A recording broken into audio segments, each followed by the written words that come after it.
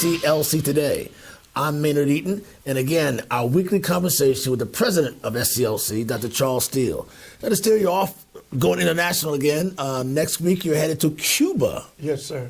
That seems like a foray into a country that's been locked out for years from American interests. Right. Well, I'm going with our chairman, Dr. Lafayette, and I'll be going.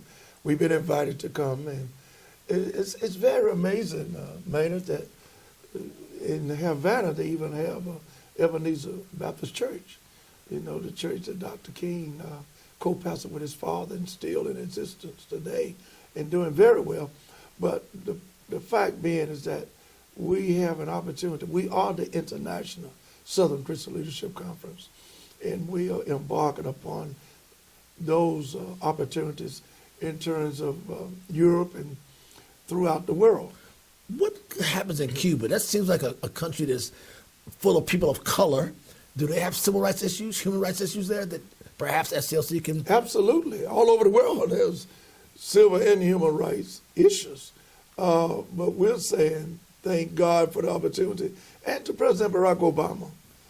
Sometimes, you know, we get tough on the issue of many things in terms of civil rights and human rights with the leadership of this country. But President Barack Obama actually brought about the opportunity to open the educational aspect. He opened the door to Cuba. He opened the door. You have to give him credit for that, and we thank him for that. Because all over the world, man, what many African Americans and people of fair-minded thinking, not just the ethnicity of being brown or black, is that people are thirsty and hungry for the philosophy of the Kenyan principles of Dr. King. Because we've been very successful. And throughout the world, they're more in-depth and open-minded about going back to be trained and organized in the infrastructure of civil rights and human rights issues that we've been very successful with. So you're going to be taking a tour there, or what's the program that you're going to be? Well, in order to go there, it has to be an educational type of venture.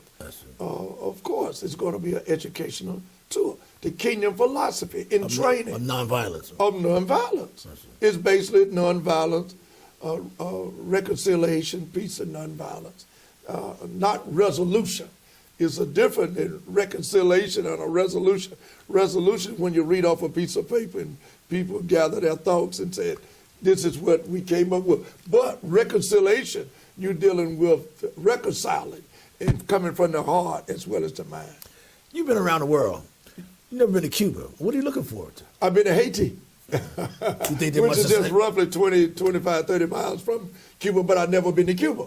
But I'm looking for the same type of mindset that I had in Haiti, which Haiti is worse because it's the worst aspect of poverty, not only in the Western Hemisphere, but in the world. Right. So when you go to Cuba, Cuba is known, first of all, for great health care. Yes, it is. Yo, I can't wait to get there when you're talking about health care. Well, we'll talk about that next time. Yeah, I'm getting carried away. Since health care is the top topic du jour of America right now with Obamacare. But we'll get into that when we get back. This has been SCLC Today. Dr. Steele is going to Cuba.